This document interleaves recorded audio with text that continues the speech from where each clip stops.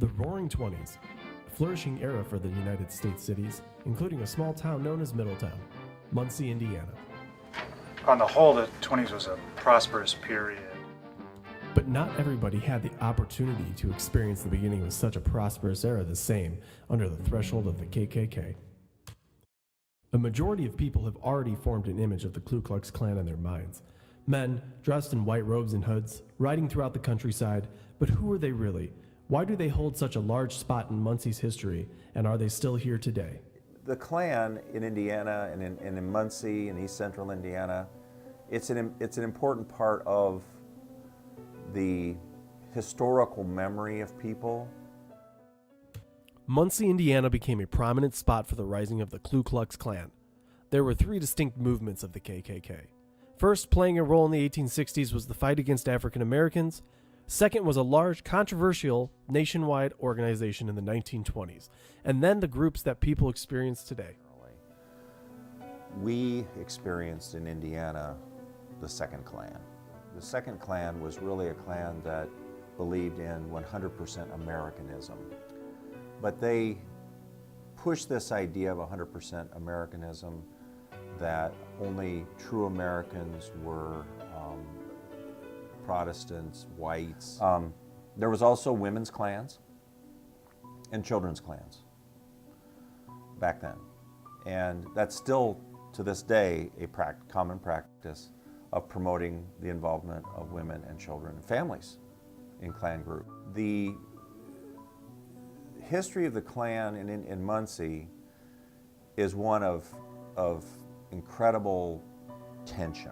The Klan in the 1920s was sort of saw itself as a moral reform organization, cleaning up social and cultural problems, and they saw the sources of those problems as minority groups, African Americans, but also immigrants, particularly Catholics and Jews. Muncie did have a very active clavern.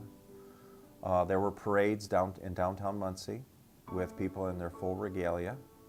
Stated in the 1925 Muncie Post-Democrat, it would be idle to declare that the majority of these people were not convinced they had joined an organization which stood for the things its leaders declared it stood for.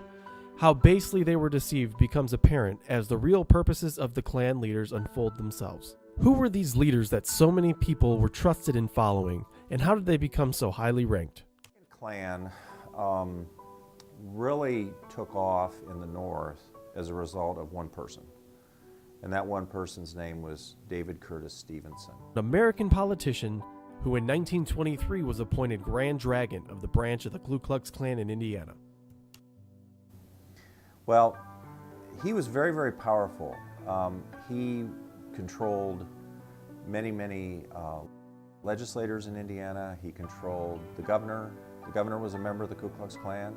This was not a sort of rabble-rousing, riff-raff kind of group. This was a group that was closely connected to the mainstream of the community. So with the rise of such a strong Klan, why did the reign last for such a short period of time? Muncie had a man who stood up to the Klan's beliefs, something many people were afraid to do. George Dale was a newspaper person in Muncie, and he regularly, through the newspaper, took on the Ku Klux Klan. That led to problems for Dale. He was beaten up and threatened and all kinds of things. He was even jailed at one time. But he really stood up to them, which I think is very important historically. With titles such as Klan destroys churches and Muncie Klan has gone complete bust, George Dale was not afraid to point out the negative side of the Klan, exposing its true intentions. But he didn't make it easy on them at all. And very few places had someone like George Dale. Now, of course, there was a very tragic incident in August of 1930, which occurred in Marion. This was the unfortunate incident in August of 1930 at the Schaefer Chapel right here in Muncie, Indiana, where two African-American men were kidnapped from the county jail and hanged from a tree on the courthouse lawn. The KKK did not want to take their bodies down as a warning to the other blacks about the fate that would befall them if they should be arrested in Marion. Members of the Schaefer Chapel braved the mob to retrieve the bodies in order to give them a decent burial. This was one of the last major incidents of the KKK's involvement during the prosperous times of the Roaring Twenties.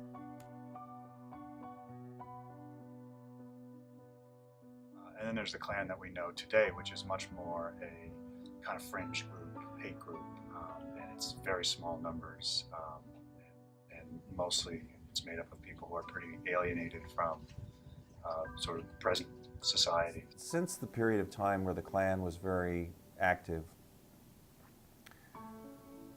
there have been other groups that have emerged from the Klan ideals.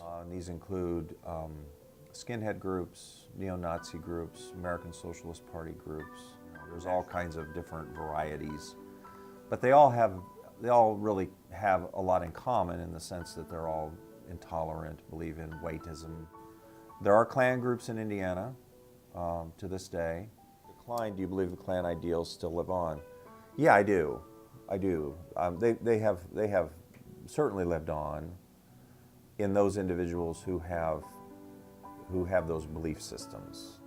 They are very powerful beliefs, and a person has to really subscribe to that kind of thing. The idea that there's clear us versus them, black versus white, and that there's no middle ground, and there's no sense in getting to know one another in order to break down the barriers that exist between people. So, even though the Klan is well dissolved, their ideals are still very much alive today. Will we ever be able to set aside our differences and live in a world where race and religion don't determine our place in society?